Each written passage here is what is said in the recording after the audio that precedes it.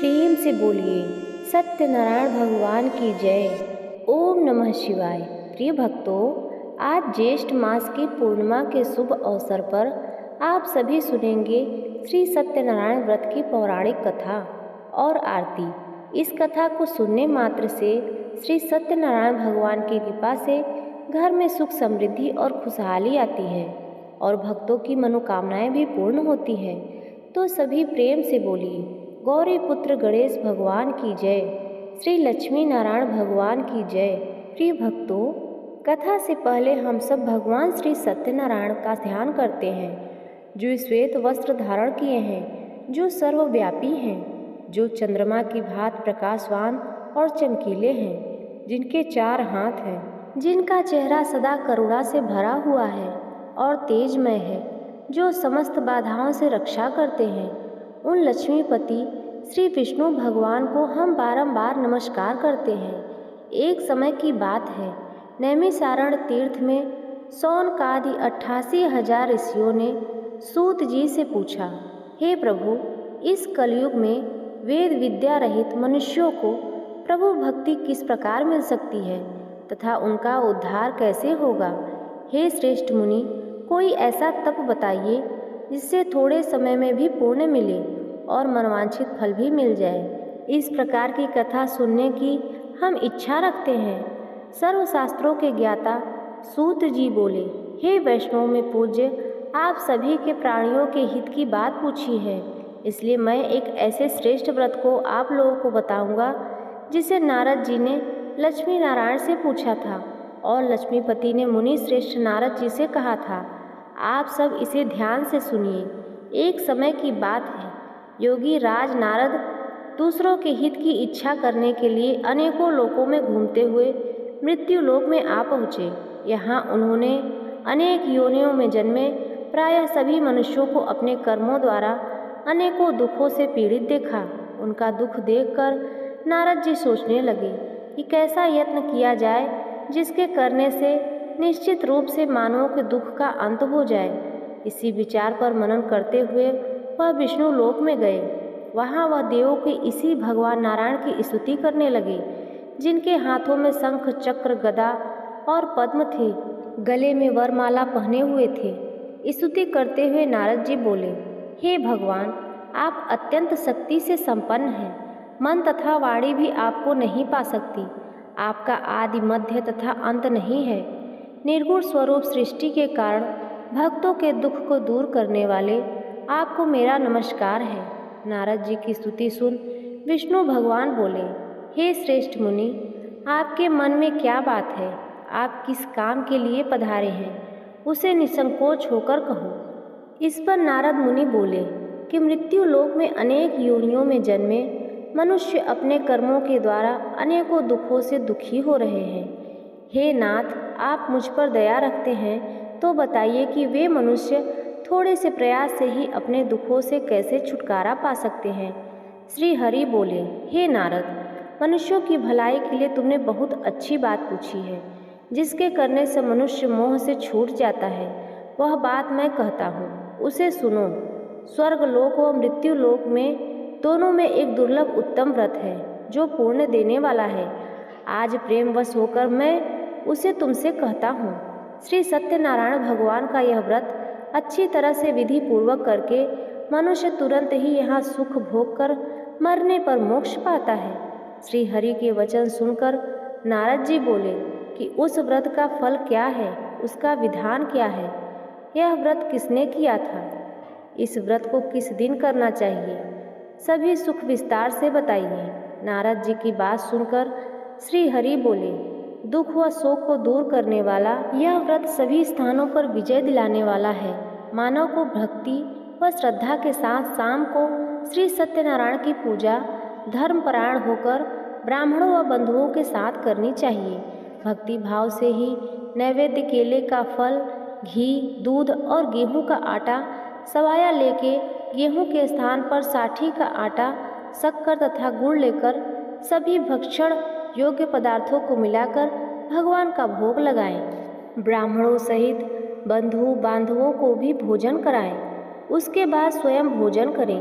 भोजन कीर्तन के साथ भगवान की भक्ति में लीन हो जाएं। इस तरह से सत्यनारायण भगवान का यह व्रत करने पर मनुष्य की सारी इच्छाएं निश्चित रूप से पूरी होती हैं। इस कलिकाल अर्थात कलयुग में मृत्यु लोक में मोक्ष का यही सरल उपाय बताया गया है। सूत जी बोले, ऋषियों, जिसने पहले समय में इस व्रत को किया था उसका इतिहास कहता हूँ, ध्यान से सुनो। सुंदर काशीपुर नगरी में एक अत्यंत निर्धन ब्राह्मण रहता था। भूख प्यास से परेशान वह धरती पर घूमता रहता था। ब्राह्मणों से प्रेम करने वाले भगवान एक दिन ब्राह्मण का वेश धारण कर उसके पास जाकर पूछा, हे विप्रवर, नित्य दुखी होकर तुम पृथ्वी पर क्यों घूमते हो? दीन ब्राह्मण बोला, मैं निर्धन हूँ, भिक्षा के लिए धरती पर घूमता हूँ।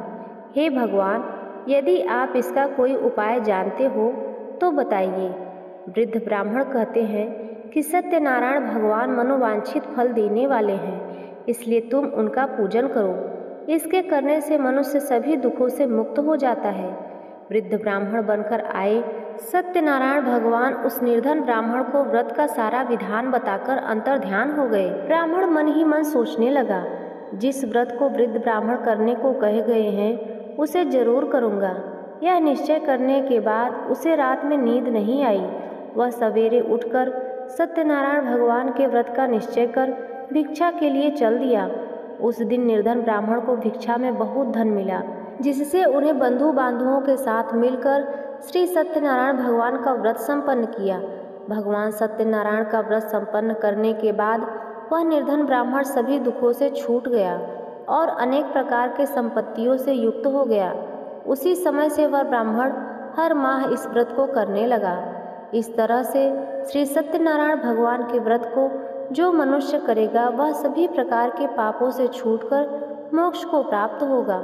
जो मनुष्य इस व्रत को करेगा वह सभी दुखों से मुक्त हो जाएगा। सूत जी बोले, इस तरह से नारद जी से नारायण जी का कहा हुआ श्री सत्यनारायण व्रत को मैंने तुमसे कहा। हे विप्र, अब मैं क्या कहूँ? ऋषि बोले, हे मुनिवर, संसार में उस विप्र से सुनकर और किस किस ने इस व्रत को किया, हम सब इस बात को सुनना चाहते हैं। इसके लिए हमारे मन में श्रद्धा भाव है। सूत जी बोले, हे मुनियों, जिसने इस व्रत को किया है वह अब सुनो। एक समय वही विप्र धन व ऐश्वर्य के अनुसार अनेक बंधु बांधवों के साथ इस व्रत को करने को तैयार हुआ। उसी समय एक लकड़ी बेचने वाला बूढ़ा आदमी आया और लकड़ियां बाहर रखकर अंदर ब्राह्मण के घर में गया। प्यास से दुखी वह लकड़हारा उस व्रत को करते हुए देख विप्र को नमस्कार कर पूछने लगा, आप यह क्या कर रहे हैं तथा इसे करने से क्या फल मिलता है? कृपया मुझे बताइए। तब ब्राह्मण ने उस लकड़हारे से कहा, सब मनोकामनाओं को पूरा करने वाला यह सत्यनारायण भगवान का व्रत है। इनकी कृपा से ही मेरे घर में धन धान्य आदि की वृद्धि हुई है। विप्र से सत्यनारायण व्रत के बारे में जानकर लकड़हारा बहुत प्रसन्न हुआ। चरणामृत लेकर वह प्रसाद खाने के बाद वह अपने घर गया। लकड़हारे ने अपने मन में संकल्प लिया कि आज लकड़ी बेचने से जो भी धन मिलेगा उसी से श्री सत्यनारायण भगवान का उत्तम व्रत करूँगा। मन में यह विचार कर बूढ़ा आदमी सिर पर लकड़ियाँ रखकर उस नगर में बेचने गया जहाँ धनी लोग ज़्यादा रहते थे। उस नगर में उसे अपनी लकड़ियों का दाम पहले से 4 गुना अधिक मिला। बूढ़ा प्रसन्नता के साथ दाम लेकर केले, शक्कर, घी, दूध, दही और गेहूं का आटा ले और सत्यनारायण भगवान के व्रत की अन्य सामग्रियां लेकर अपने घर आया। वहां उसने अपने बंधु बांधवों को बुलाकर विधि विधान से सत्यनारायण भगवान का पूजन व्रत किया। इस व्रत के प्रभाव से वह बूढ़ा लकड़हारा धन, पुत्र आदि से युक्त होकर संसार के समस्त सुख भोग अंतकाल में बैकुंठ धाम चला गया। सूत जी बोले, हे श्रेष्ठ मुनियों, अब आगे की कथा कहता हूँ। पहले समय में उल्कामुख नाम का एक बुद्धिमान राजा था। वह सत्यवक्ता और जितेंद्रिय था। प्रतिदिन देव स्थानों पर जाता और निर्धनों को धन देकर उसके कष्ट को दूर करता था। उसकी पत्नी कमल के समान मुख वाली तथा सती साध्वी थी। भद्रशिला नदी के तट पर उन दोनों ने श्री सत्यनारायण भगवान का व्रत किया। उसी समय साधु नाम का एक वैश्य आया। उसके पास व्यापार करने के लिए बहुत सा धन भी था। राजा को व्रत करते देखकर वह विनय के साथ पूछने लगा, हे राजन, भक्ति भाव से पूर्ण होकर आप यह क्या कर रहे हैं? मैं सुनने की इच्छा रखता हूँ, तो आप मुझे बताइए। राजा बोला, साधु अपने बंधु बांधवों के साथ पुत्र आदि की प्राप्ति के लिए एक महाशक्तिशाली श्री सत्यनारायण भगवान का व्रत व पूजन कर रहा हूँ। राजा के वचन सुनकर साधु आदर से बोला, राजन, मुझे इस व्रत का सारा विधान कहिए। आपके कथनानुसार मैं भी इस व्रत को करूँगा। मेरी भी संतान नहीं है और इस व्रत को करने से निश्चित रूप से मुझे संतान की प्राप्ति होगी। राजा से व्रत का सारा विधान सुन व्यापार से निवृत्त हो वह अपने घर गया। साधु वैश्य ने अपनी पत्नी को संतान देने वाले इस व्रत का वर्णन कह सुनाया और कहा कि जब मेरी संतान होगी तब मैं इस व्रत को करूँगा। साधु ने इस तरह के वचन अपनी पत्नी लीलावती से कहे। एक दिन लीलावती पति के साथ आनंदित हो सांसारिक धर्म में प्रवृत्त होकर सत्यनारायण भगवान की कृपा से गर्भवती हो गई। 10वें महीने में उसके गर्भ से एक सुंदर कन्या ने जन्म लिया। दिनों दिन वह ऐसे बढ़ने लगी जैसे कि शुक्ल पक्ष का चंद्रमा बढ़ता है। माता पिता ने अपनी कन्या का नाम कलावती रखा। एक दिन लीलावती के मीठे शब्दों ने अपने पति को याद दिलाया कि हे स्वामी, आपने श्री सत्यनारायण भगवान की जिस व्रत को करने का संकल्प लिया था उसे करने का समय आ गया है। आपने इस व्रत को करिए। साधु बोला, हे प्रिय, इस व्रत को मैं उसके विवाह पर करूँगा। इस प्रकार अपनी पत्नी को आश्वासन देकर वह नगर को चला गया। कलावती पिता के घर में रह दिनों दिन बड़ी होने लगी। साधु ने एक बार नगर में अपनी कन्या को सखियों के साथ खेलते हुए देखा तो तुरंत ही दूत बुलवाया और कहा कि मेरी कन्या के योग्य वर देखकर आओ। साधु की बात सुनकर दूत कंचन नगर में पहुंचा और वहां पहुंचकर लड़की के सुयोग्य वारणिक पुत्र को ले आया। सुयोग्य लड़के को देख साधु ने बंधु बांधवों को बुलाकर अपनी पुत्री का विवाह कर दिया। लेकिन दुर्भाग्य की बात यह है कि साधु ने अभी भी सत्यनारायण भगवान का व्रत नहीं किया। इस पर श्री भगवान क्रोधित हो गए और श्राप दिया कि साधु को अत्यधिक दुख मिले और अपने कार्य में कुशल साधु बनिया जमाई को लेकर समुद्र के पास स्थित हो रत्नसारपुर नगर में गया। वहां जाकर दामाद ससुर दोनों मिलकर चंद्रकेतु राजा के नगर में व्यापार करने लगे। एक दिन भगवान सत्यनारायण की माया से एक चोर राजा का धन चुराकर भाग रहा था। उसने राजा के सिपाहियों को अपना पीछा करते हुए देखा तो चुराया हुआ धन वहां रख दिया जहां साधु और जमाई के साथ ठहरा हुआ था।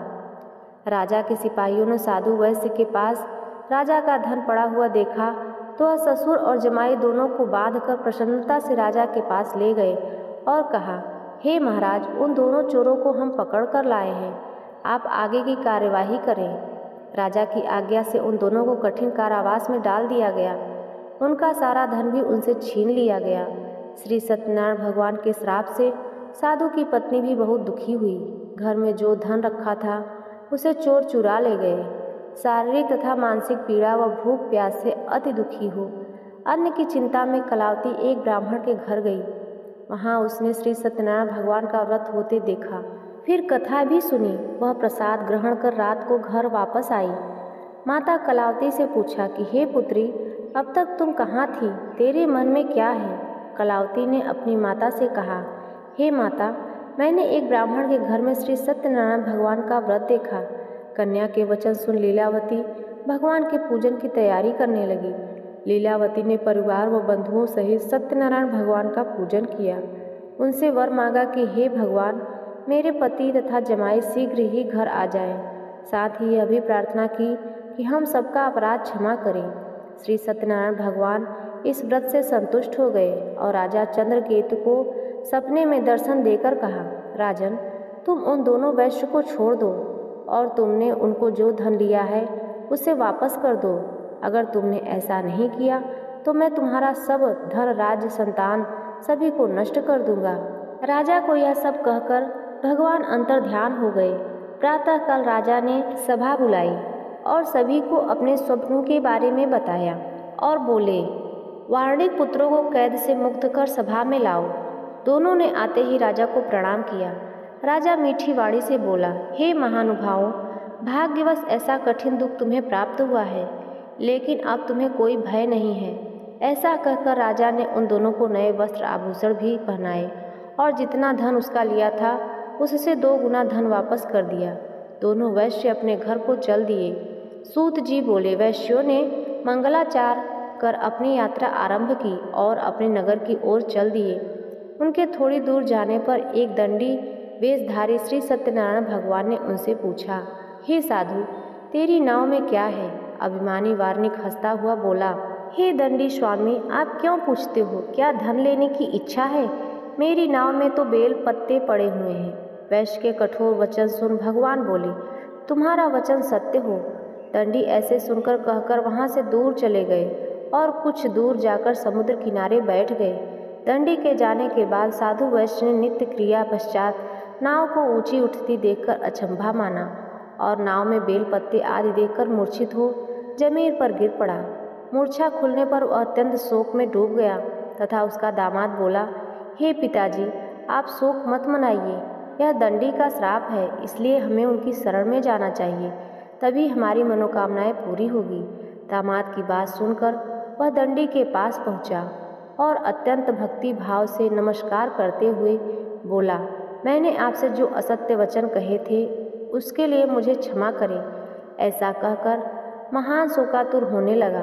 तब दंडी भगवान बोले, हे वार्णिक पुत्र, मेरी आज्ञा से तुम्हें बार बार दुख प्राप्त हुआ है, तुम मेरी पूजा से विमुख हुआ है। साधु बोला, हे भगवान, आपकी माया से ब्रह्मा आदि देवता भी आपके रूप को नहीं जानते, तब मैं अज्ञानी कैसे जान सकता हूँ? आप प्रसन्न होइए, अब मैं सामर्थ्य के अनुसार आपकी पूजा करूँगा।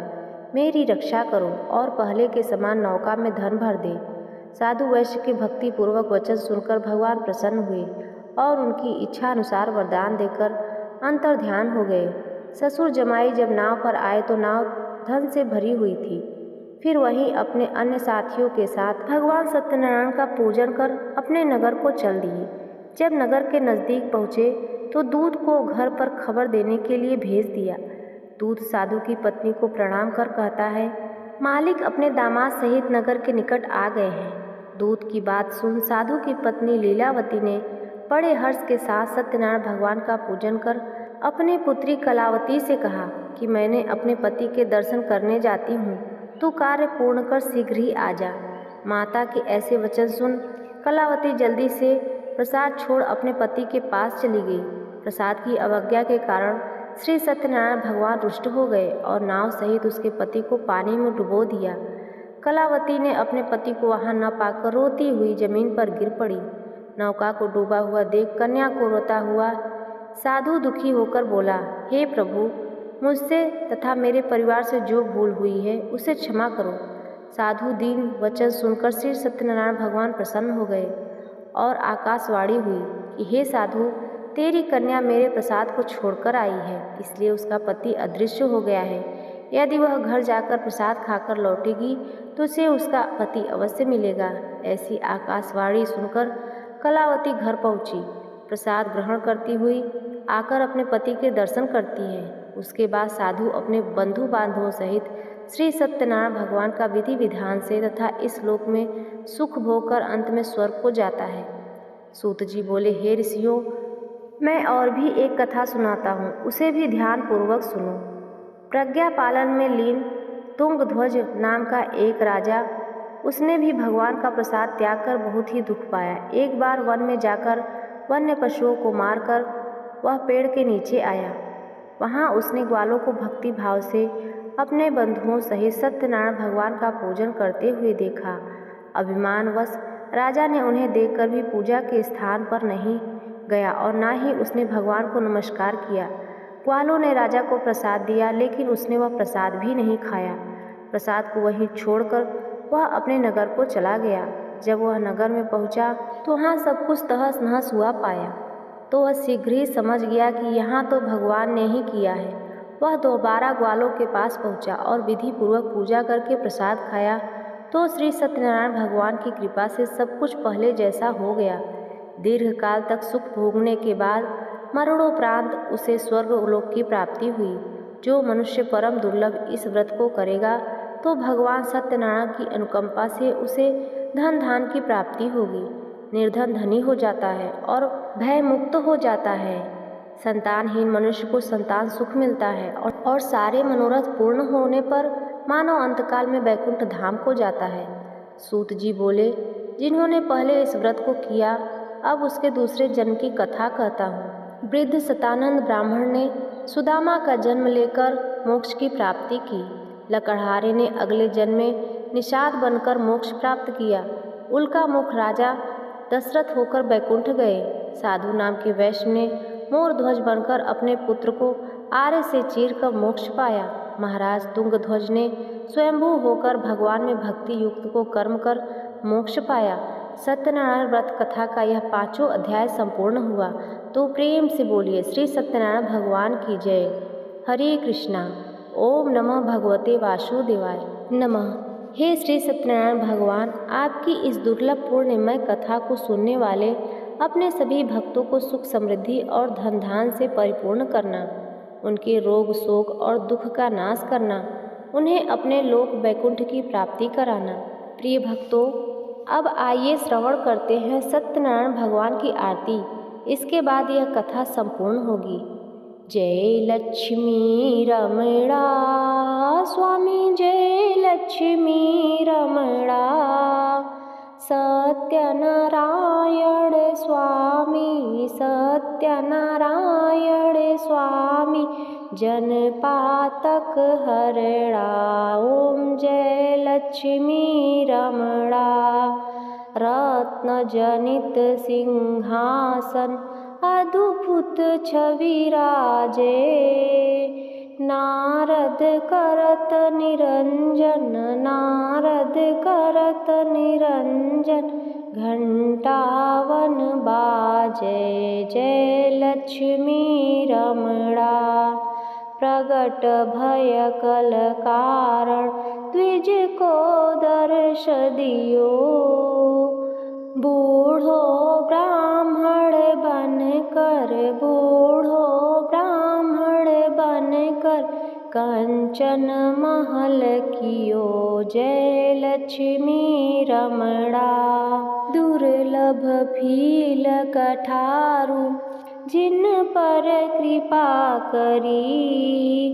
चंद्रचूर्ण एक राजा, चंद्रचूर्ण एक राजा, तिनकी विपत्ति हरी। जय लक्ष्मी रमणा। वैश्य मनोरथ पायो, श्रद्धा तज दीन्ही। सो फल भोग्य प्रभु जी, फिरई स्तुति कीन्ही। जय लक्ष्मी रमणा। भक्ति भाव के कारण, छिन छिन रूप धरो। श्रद्धा धारण कीन्ही, तिनके काज करो। जय लक्ष्मी रमणा। ग्वाल बाल संग राजा, वन में भक्ति करी। मन मन वांछित फल दीनो, दीन दयालु करी। ओम जय लक्ष्मी रमणा। चढ़त प्रसाद सवायुत, दिली फल मेवा। धूप दीप तुलसी से, राजी सती देवा। जय लक्ष्मी रमणा। सत्यनारायण जी की आरती जो कोई नर गावे। तन मन सुख संपत्ति, मन वांछित फल पावे। जय लक्ष्मी रमणा। सत्यनारायण स्वामी, जनपातक हरणा। जय लक्ष्मी रमणा। ओम जय लक्ष्मी रमणा स्वामी, जय लक्ष्मी रमणा। बोलिए श्री सत्यनारायण भगवान की जय। तो प्रिय भक्तों, आज की सत्यनारायण की भगवान की कथा यदि आपने पूरी सुनी हो तो वीडियो को लाइक और चैनल को सब्सक्राइब जरूर करें और सत्यनारायण भगवान का कमेंट में जयकारा अवश्य लगाएं।